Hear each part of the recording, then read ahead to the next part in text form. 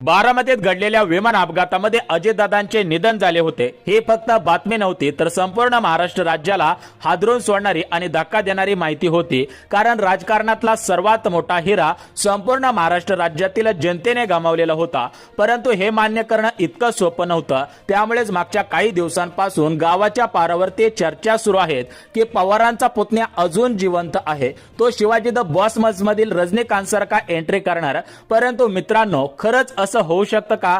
अजयदादा खरंच जिवंत आहेत का? आहेत तर ते आता कुठे आहेत? विमानात 6 व्यक्ती होत्या, मग फक्त 5 जणांच्या बॉडी का सापडलेल्या आहेत? यासोबत अजयदादांचे पायलट का बदलण्यात आलेले होते? सुनेत्रा वहिनींनी उपमुख्यमंत्री पदाची शपथ लगेच का घेतली? यासोबत राजकारणातील धुरंधर आणि दादांचे चुलते म्हणजे शरद पवार साहेब यांनी अपघातच आहे हे लगेच कसं काय मान्य केलं?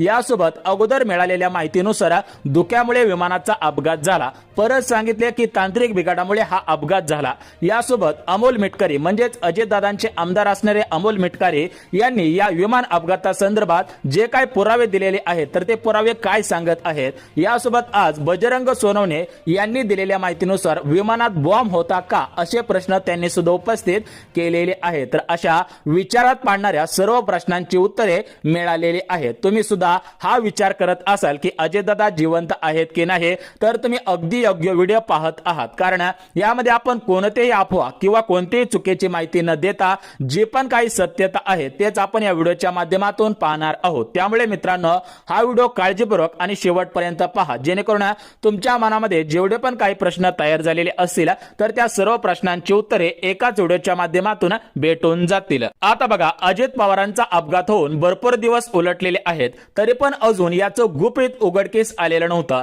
फक्त चर्चा सुरू होत्या। त्यातच आता ब्लॅक बॉक्स मधील सत्य माहिती समोर आलेली आहे। या माहितीमधून खरंच दादा जिवंत आहेत की नाही हा कोड्यात टाकणारा प्रश्न आता सुटलेला आहे। बघा, राजकारणातील एखाद्या मोठ्या नेत्याचा मृत्यू झाला किंवा सेलिब्रिटीचा मृत्यू झाला की त्याविषयी वेगवेगळ्या अफवा पसरवल्या जातात, काही ठिकाणी चुकीची माहिती लोकांपर्यंत पोहोचवली जाते। त्याच पद्धतीने अजयदादांची माहिती ही चुकीची आहे की याच्यामध्ये काही सत्यता आहे हे जाणून घेण्यासाठी आपल्याला काही मुद्दे लक्षात घेणं गरजेचं आहे। तर या मुद्द्यांच्या आधारावरती, या पुराव्यांच्या आधारावरती अजयदादा जिवंत आहेत का हे आपल्याला समजून जाणार आहे। परंतु सध्याच्या स्थितीला पाहायला गेलं तर अजयदादा जिवंत आहेत हे फक्त गावातील पारावरती किंवा गावाच्या एसी पुरते मर्यादित राहिलेले नाही, तर थेट अजयदादांचेच आमदार असणारे अमोल मिटकरी यांनी यावरती स्पष्टीकरण दिलेले आहे की अजयदादा ज्या विमानात होते त्याच विमानाच्या अपघाताच्या वेळी कुणीतरी 6वा व्यक्ती विमानातून उडी घेण्याचा प्रयत्न करत होता,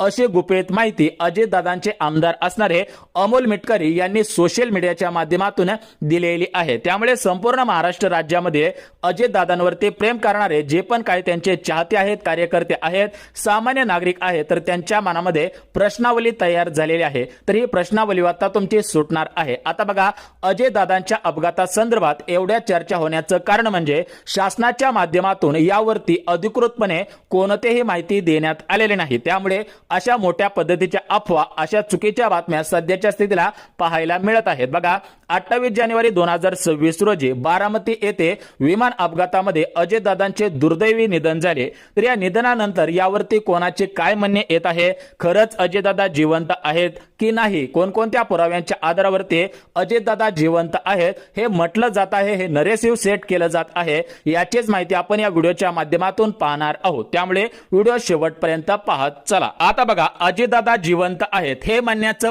पहिलं कारण बघा, अजित पवारांच्या विमान अपघाताचं वृत्त समोर येताच काही न्यूज चॅनलच्या माध्यमातून विमानामध्ये 6 जण असल्याची ब्रेकिंग न्यूज देण्यात आलेली होती। त्यानंतर अपघातात अजित पवार गंभीर जखमी असल्याचं वृत्त समोर आलं।